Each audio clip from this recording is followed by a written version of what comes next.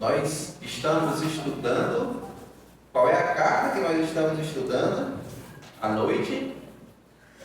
A carta aos primeiros Tessalonicenses. Do domingo passado, nós vimos a introdução da carta, e aí você pode lembrar que nós falamos que ela provavelmente foi a primeira carta a ser escrita, o primeiro livro a ser escrito do Novo Testamento. Nós vimos também que a igreja de Tessalonicenses, Paulo faz, logo nos primeiros versículos, 3 elogios. O primeiro deles é que ela tinha uma fé o quê? Operosa. A sua fé era uma fé operosa. O seu amor era um amor abnegado, um amor dedicado. E também a sua esperança na volta do Senhor era firme. Mesmo que Paulo tenha que trazer algo sobre a volta do Senhor, que alguns não tinham conhecimento sobre o que iria acontecer com aqueles que já haviam morrido, mas ele diz: olha, a firmeza de vocês da esperança é uma firmeza que é também comprovada pelas outras pessoas. E neste domingo nós vamos falar em 1 Tessalonicenses capítulo 1. Eu peço que você abra a sua Bíblia. Eu dividi o primeiro capítulo em 2 sermões, e eu estarei dando o primeiro hoje e o segundo no próximo domingo à noite. E o tema desses 2 sermões será o perfil de uma igreja ideal. Paulo, quando ele vai escrever esta carta aos Tessalonicenses, nós vamos ver que ele traça muitos elogios a esta igreja. Ele traça e mostra para que os outros leitores pudessem ver que a igreja de Tessalonicenses era uma igreja que a gente pode dizer, na medida que Deus nos dá de capacidade hoje, uma igreja ideal, uma igreja que estava firme na sua adoração ao Senhor, no seu serviço ao Senhor. E aí nós vamos ver 2 considerações. Nós vamos ver que esta igreja era uma igreja ideal porque eles reconheceram que eles eram um povo eleito de Deus, e também que eles reconheceram que eles precisavam ser um povo exemplar, e assim foram. E eu gostaria de ler com os irmãos os primeiros 5 versículos, que serão os versículos que nós trabalharemos nesta noite. 1 Tessalonicenses, capítulo 1, do versículo 1 até o versículo 5.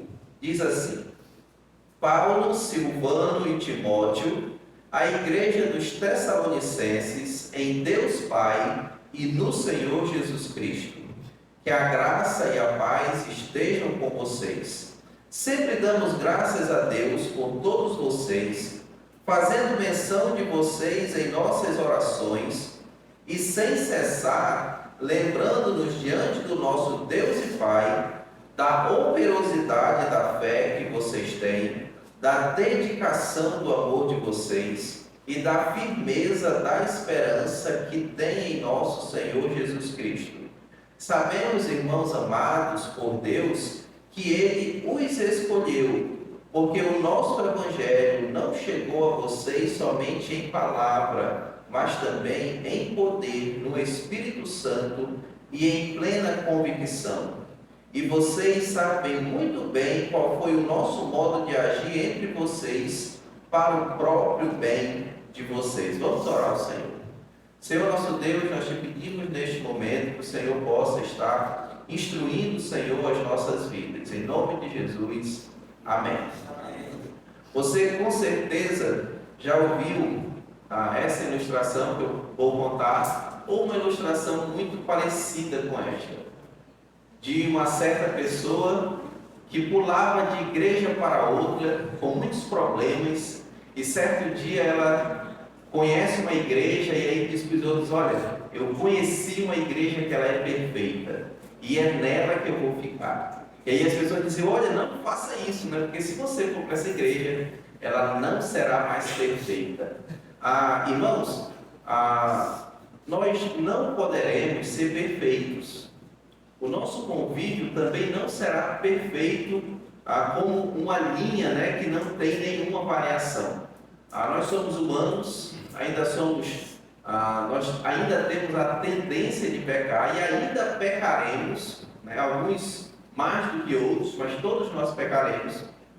Mas nós fomos transformados pelo Senhor.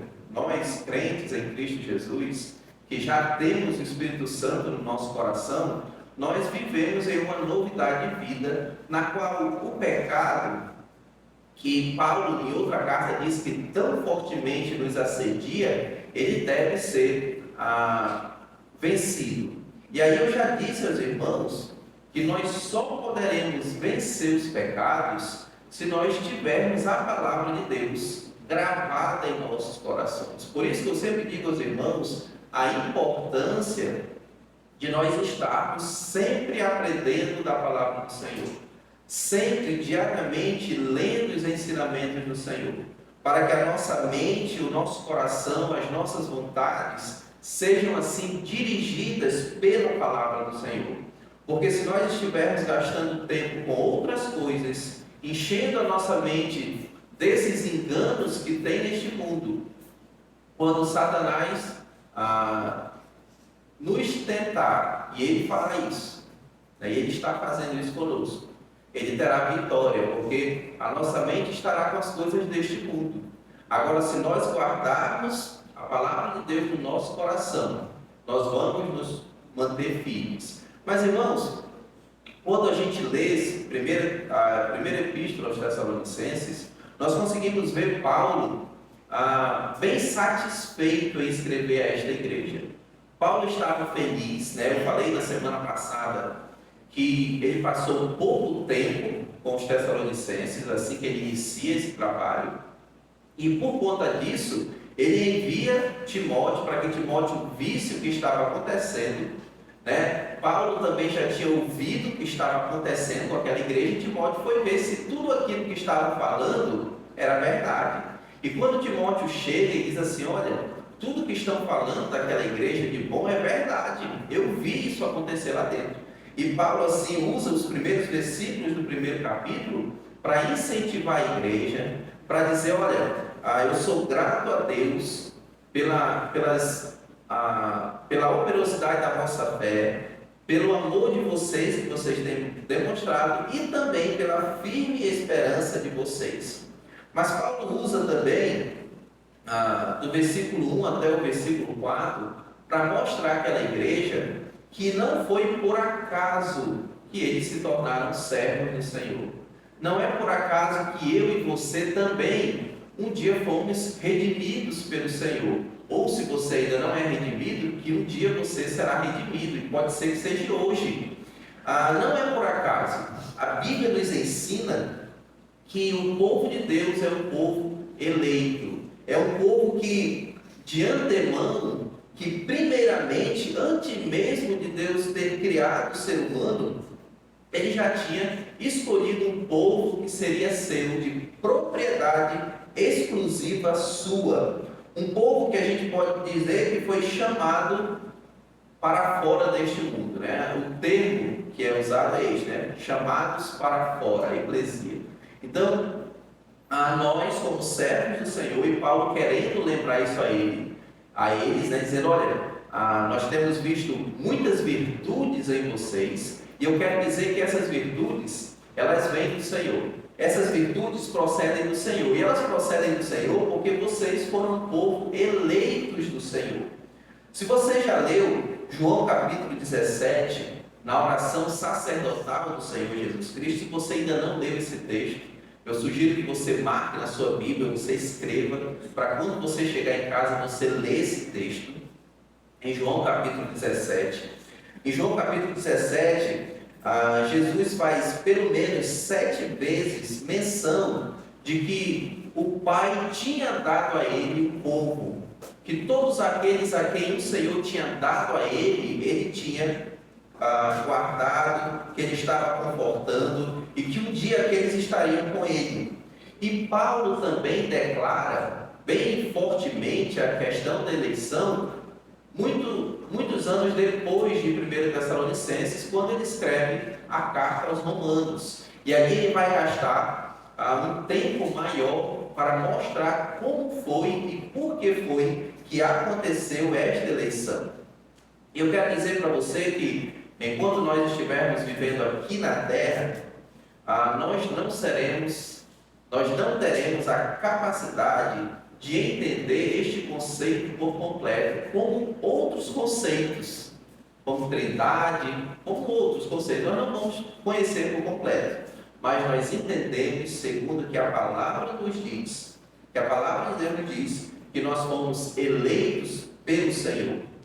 E quando nós falamos em eleição, nós precisamos entender algumas coisas. A primeira delas é que a salvação, ela começa com o Senhor nosso Deus. Em 2 Tessalonicenses, capítulo 2 e 13, diz assim: porque Deus vos escolheu desde o princípio para a sua salvação. Em João 15,16 diz assim: não fostes vós que me escolhestes a mim, pelo contrário, eu vos escolhi a vós outros. Em Efésios 1,4 diz: assim como nos escolheu nele antes da fundação do mundo para a vida eterna. Então nós conseguimos entender que o plano da salvação nasceu do Senhor nosso Deus.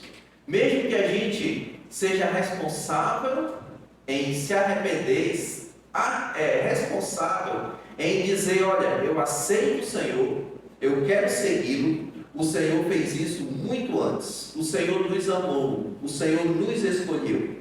E esta eleição também envolve o amor do Senhor nosso Deus. A Bíblia diz que Deus nos amou e nos amou de uma tal maneira que entregou o seu Filho Jesus Cristo. Ele nos amou tão profundamente que mesmo quando Ele nos escolheu e sabia que íamos errar, que íamos escolher o erro, Ele entregou o seu Filho.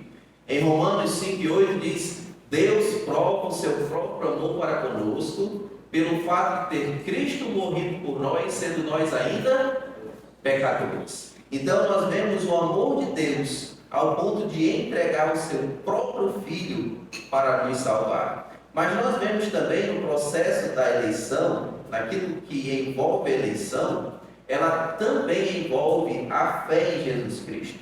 E a fé em Jesus Cristo também é dada por Ele. Em Efésios capítulo 2, o versículo 8 diz: porque pela graça sois salvos, mediante a fé. E aí ele continua: isto não vem de vós, é dom de Deus, não de obras, para que ninguém se glorie, pois somos feituras dele, criados em Cristo Jesus para as boas obras. Mas, irmãos, nós devemos entender que esta fé que nós temos não é a fé que o mundo tem. Uma pessoa que ainda não conheceu o Senhor Jesus Cristo, que ainda não é habitada pelo Espírito Santo, não tem a fé que nós temos. Não acredita como nós acreditamos. Eu acredito que faz uns 3 domingos que eu falei aos irmãos sobre pessoas que não acreditam na palavra do Senhor. Que simplesmente dizem: olha, essas histórias são fictícias. Isso são coisas que não podem ter acontecido. Aconteceu porque não tinha uma câmera para gravar. Por que não acontece hoje? Então muitas pessoas têm dito isso. Nós acreditamos, porque a fé que tem nos nossos corações não vem da razão humana, não vem da nossa força. É um presente que Deus nos deu. E Ele dá esta fé a todos aqueles que um dia aceitam o seu nome, que creem no seu nome. Todos aqueles que um dia os seus nomes foram escritos no livro da vida. Mas também a salvação, ela transforma vidas. A eleição do Senhor de um povo mostra que a vida daqueles eleitos um dia serão transformadas. Nós não conhecemos quem são os eleitos do Senhor, e nós pregamos a todos. Nós estendemos o convite da salvação a todos. E a gente diz: olha, todo aquele que crer no Senhor Jesus e confessar, este será salvo. Mas também entendemos que só crerão aqueles que um dia foram eleitos pelo Senhor, que foram destinados para isso. E aí a gente consegue observar na vida dos Tessalonicenses o que é esta eleição, o que essa eleição faz na questão da transformação de vida. E aí eu gostaria de ler com os irmãos o versículo 3 de Tessalonicenses capítulo 1, que diz assim: lembrando-nos diante do nosso Deus e Pai, da operosidade da fé que vocês têm, da dedicação do amor de vocês e da firmeza da esperança que tem no Senhor Jesus Cristo. E aí a gente pode fazer um paralelo com o versículo 9 e o versículo 10 do mesmo capítulo. Como que Paulo pode estar dizendo que aqueles homens tinham uma fé operosa? Porque lá no versículo 9 ele vai dizer que eles deixaram os ídolos e se converteram a Deus. Irmãos, a fé, quando é dada pelo Senhor Jesus Cristo, uma das primeiras coisas que convence o homem é que existe somente um Deus. E aqueles homens, Paulo diz que todos aqueles irmãos que ouviram o Evangelho, que creram no Senhor, eles abandonaram os seus ídolos e se converteram ao único Deus. Essa é a forma de transformação de uma vida. A pessoa deixa de ser um idólatra, deixa de acreditar, deixa de colocar a sua confiança em outras coisas e começa a confiar exclusivamente no nosso Deus. A outra coisa que nós vemos, a abnegação do vosso amor, tem um paralelo no versículo 9 que diz: vocês foram chamados para servirem o Deus vivo e o Deus verdadeiro. Então aqueles irmãos eram abnegados no amor. Eles tinham esta certeza de que eles precisavam cumprir o mandamento que Paulo tinha dito a eles, que eles precisavam amar uns aos outros. E Paulo é um exemplo disso. Domingo passado eu disse aos irmãos que Paulo saiu quase que fugido de Filipos.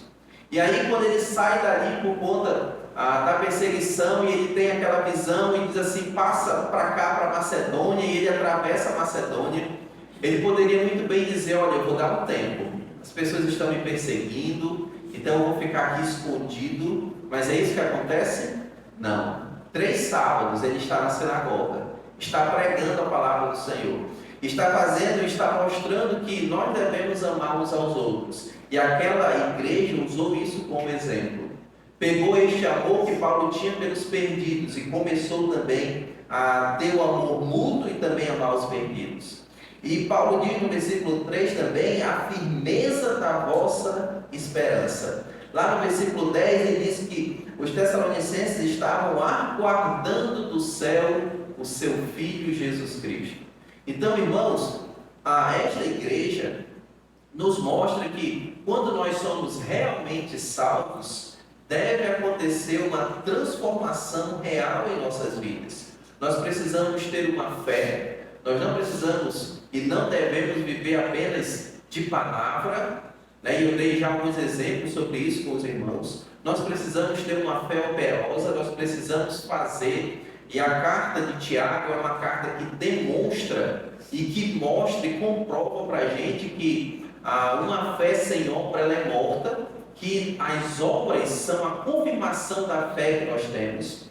Também nós devemos ter amor, e o Senhor deixou diversos mandamentos, a qual nós devemos amar uns aos outros, amar o nosso Deus acima de todas as coisas, e também nós temos esta firme esperança da volta do Senhor Jesus Cristo.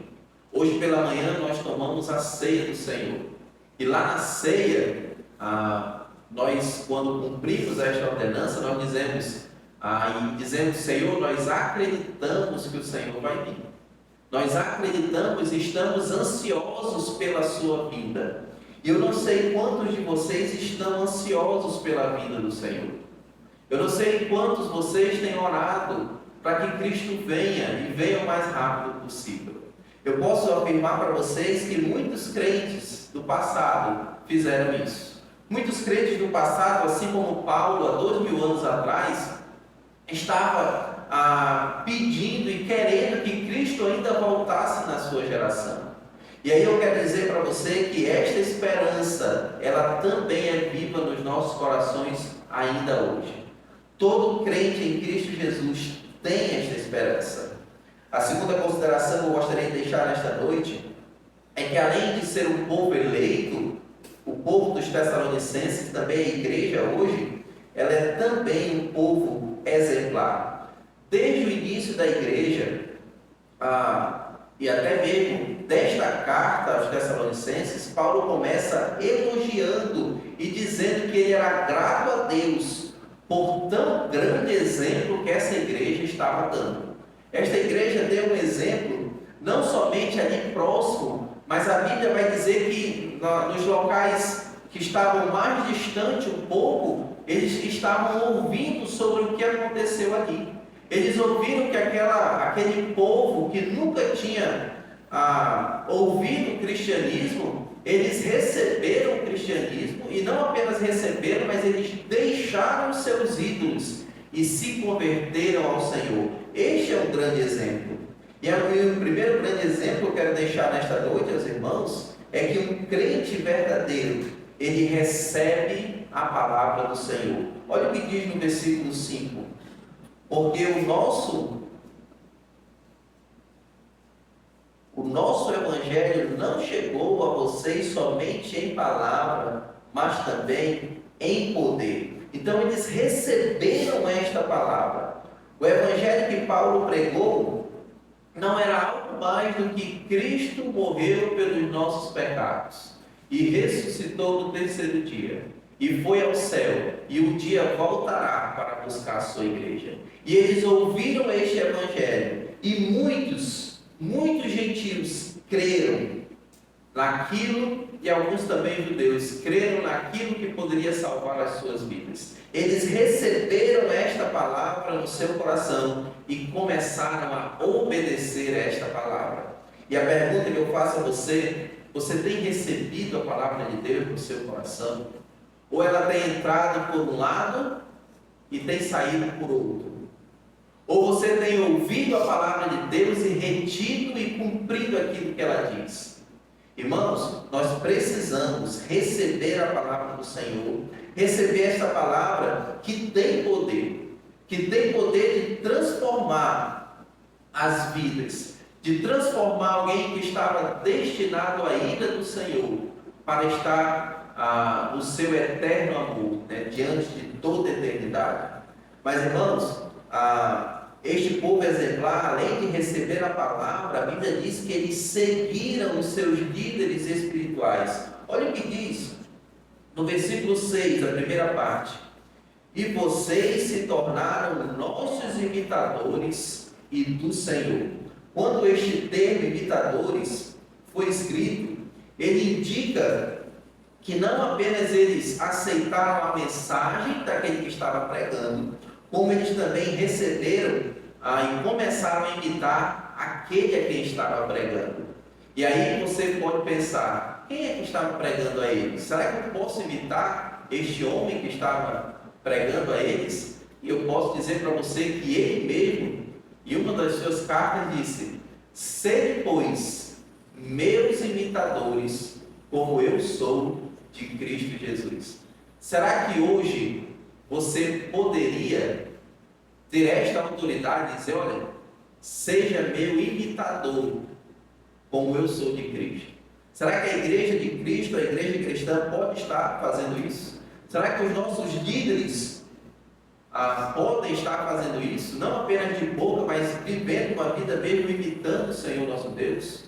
Todos nós, irmãos, precisamos imitar o Senhor nosso Deus. Mas aqueles homens, o que Paulo está dizendo é que eles ouviram a palavra, a instrução pelo apóstolo Paulo, e eles concordaram com ele e viram que aquilo que Paulo estava falando surtiu o efeito esperado.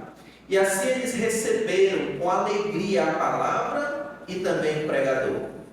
Muitos das nossas igrejas hoje não recebem bem nem a palavra e nem o pregador. Às vezes porque não gostam da palavra e também não gostam do pregador. Irmãos, nós devemos entender que nós precisamos respeitar a palavra do Senhor. Nós devemos obedecer a palavra do Senhor. E se o nosso pastor, o pastor que Deus lhe deu o terreno, está fazendo tudo de acordo com o que a palavra de Deus ensina, você deve, se você não consegue amar 100%, mas você deve respeitar ele. Você deve orar por ele. Você deve saber que a autoridade que foi dada a ele não foi dada por um homem, não foi dada apenas pela igreja local, foi dada pelo próprio Senhor. Irmãos, não a gente consegue observar que não é bastante somente ganharmos alma. Se fôssemos só para ganharmos almas, nós não teríamos esse tempo aqui na igreja, domingo de manhã, para escutarmos sermões, domingo de noite, quarta-feira, porque a gente só ia sair pelo mundo pregar o evangelho para ganhar. Mas o que a palavra diz é que nós devemos, além de ganhar as pessoas a Cristo, ensinar o caminho que elas devem seguir. E por isso que nós devemos estar diariamente pregando a palavra de Deus, para que todos nós, toda a congregação, toda a igreja, tenha ciência do que precisa fazer. Por isso nós devemos respeitar, nós devemos seguir os nossos líderes espirituais. Mas aquela igreja também, como um povo exemplar, ela recebeu a palavra, ela seguiu os seus líderes e ela também sofreu pelo Senhor Jesus Cristo. E a pergunta que eu posso fazer nesse tópico a você é: você tem sofrido pelo Senhor Jesus Cristo? Irmão, se você não tem sofrido pelo Senhor Jesus Cristo, eu posso dizer para você: cuidado. Porque as instruções que o Senhor nos deixou em Mateus 5, vamos abrir a nossa Bíblia para Mateus capítulo 5.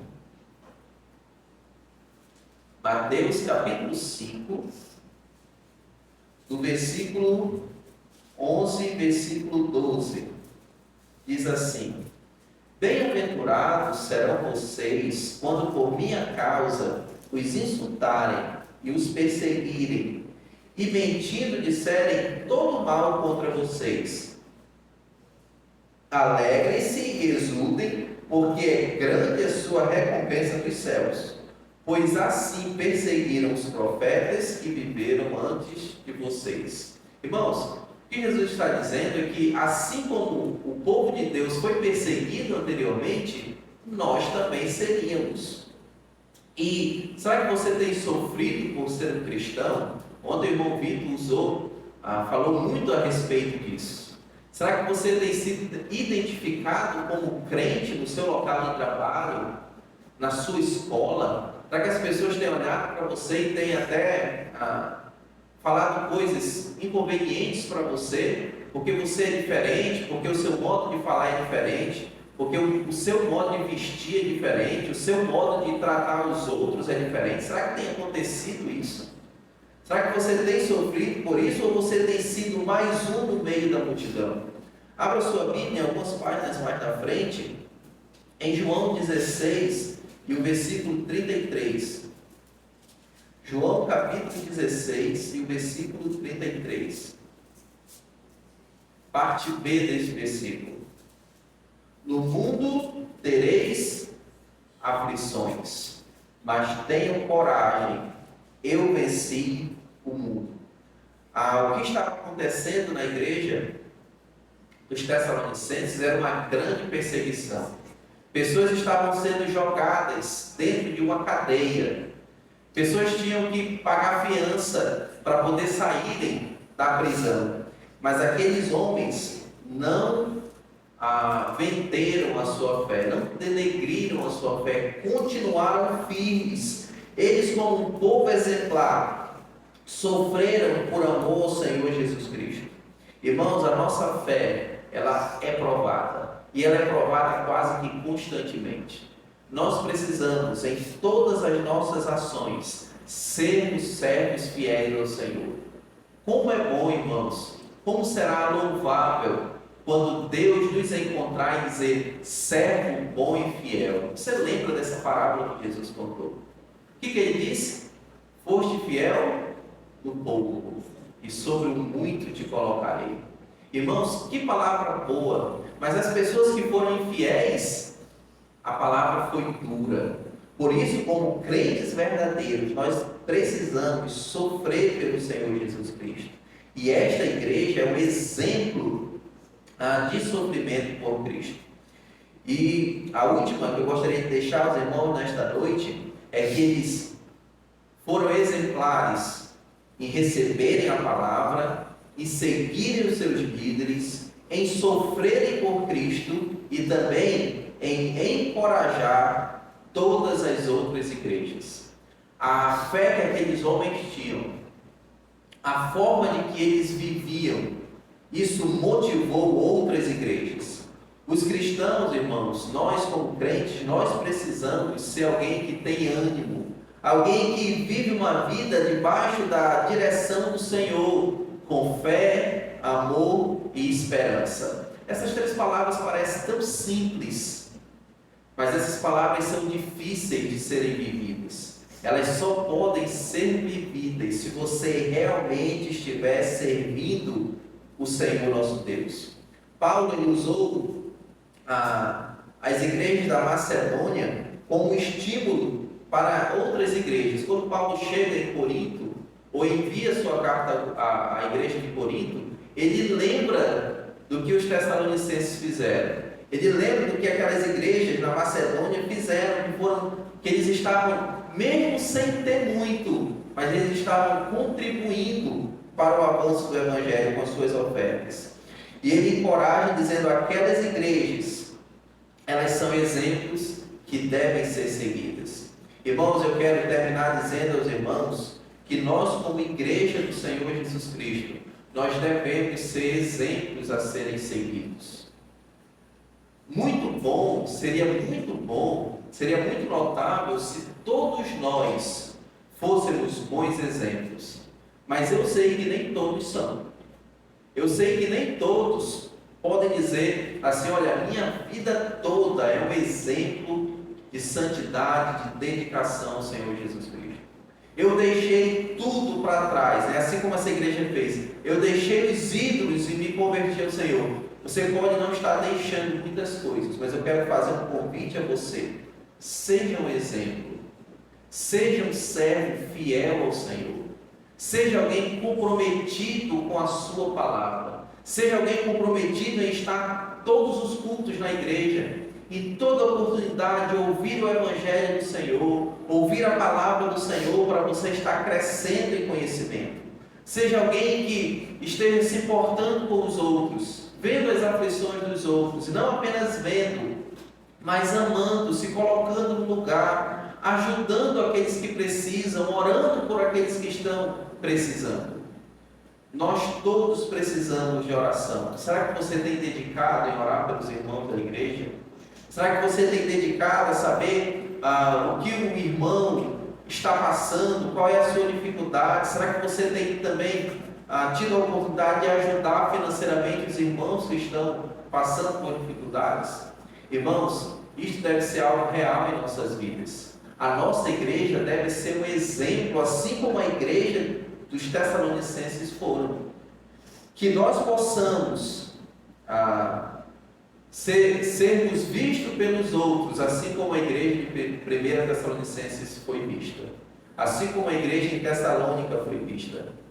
Que nós possamos levar este grande exemplo de serviço ao Senhor às outras pessoas. E assim ganhar aqueles que ainda estão fora. Vamos orar ao Senhor. Senhor nosso Deus, nós te agradecemos, Senhor, pela tua palavra.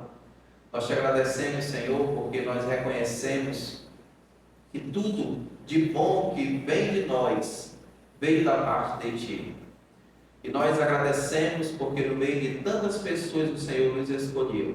E pedimos também neste momento que, se porventura há entre nós alguém que ainda não tem o seu Espírito Santo, que o Senhor derrame nesta oportunidade o seu Espírito Santo no coração desta pessoa. Que esta pessoa possa ter uma fé operosa, um amor dedicado e uma firme esperança da tua volta. Em nome do Senhor Jesus. Amém.